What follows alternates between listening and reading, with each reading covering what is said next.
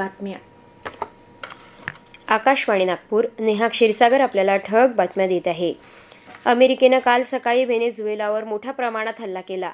व्हेनेझुएलानं देशात आणीबाणी जाहीर केली आहे. व्हेनेझुएलाचे अध्यक्ष निकोलस मडुरो आणि त्यांच्या पत्नी सिलिया फ्लोरेस यांना अमेरिकेनं ताब्यात घेतलं असून ते अमेरिकेच्या लढाऊ नौकेवर आहेत आणि न्यूयॉर्कमध्ये त्यांच्यावर खटला चालवला जाईल, अशी माहिती अमेरिकेचे अध्यक्ष डोनाल्ड ट्रम्प यांनी काल दिली. रशिया, क्युबा, इराण यासारख्या देशांनी अमेरिकेच्या हल्ल्याचा निषेध केला.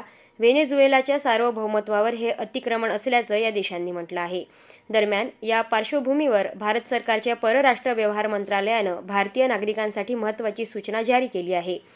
व्हेनेझुएलातील सद्यस्थिती पाहता भारतीय नागरिकांनी अत्यंत आवश्यक कामाशिवाय त्या देशाचा प्रवास करणं टाळावं, असं आवाहन केंद्र सरकारकडून अधिकृतपणे करण्यात आलं आहे.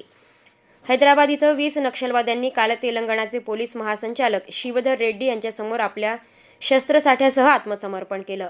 यात पीपल्स लिबरेशन गुरिल्ला आर्मीचा बटालियन कमांडर देवा उर्फ बत्से सुक्का आणि तेलंगणा समिती सदस्य ककनला एजी रेड्डी यांचा समावेश आहे.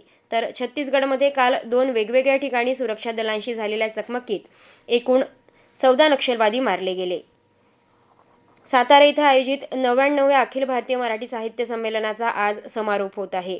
दुपारी 4:30 वाजता ज्ञानपीठ पुरस्कार प्राप्त रघुवीर चौधरी, उपमुख्यमंत्री एकनाथ शिंदे, मराठी भाषा मंत्री उदय सामंत, पालकमंत्री शंभूराज देसाई यांच्या उपस्थितीत हा समारोप सोहळा होईल. तत्पूर्वी आज दिवसभरात संमेलनात पुस्तक चर्चा, मुलाखत, कवी संमेलन, परिसंवाद, कादंबरीकारांसोबत संवाद आणि रात्री सांस्कृतिक कार्यक्रम होणार आहे. राज्यात 29 महापालिकांच्या निवडणुकीच्या प्रचारानं गती घेण्यास सुरुवात केली आहे. विविध पक्षांच्या उमेदवारांकडून वैयक्तिक भेटीगाठींद्वारे तसंच प्रचार सभांद्वारे प्रचार सुरू झाला आहे. अंतिम उमेदवार यादीनुसार 2869 प्रभागांमधून 15,931 उमेदवार रिंगणात आहेत. अक्षर वैदर्भीयचे मुख्य संपादक, जनसाहित्य विचार व चळवळीचे अध्वर्यू प्राचार्य डॉ. सुभाष सावरकर यांचे काल सायंकाळी हृदयविकाराच्या तीव्र झटक्यानं निधन झालं. जनसाहित्य चळवळीचे अध्वर्यू आणि अक्षर वैदर्भीचे आधारस्तंभ ज्येष्ठ साहित्यिक प्राचार्य डॉ. सुभाष सावरकर यांच्या निधनामुळे मराठी जनसाहित्य चळवळी पोरकळी झाली आहे, अशी शोकभावना व्यक्त करत मुख्यमंत्री देवेंद्र फडणवीस यांनी त्यांना भावपूर्ण श्रद्धांजली अर्पण केली आहे.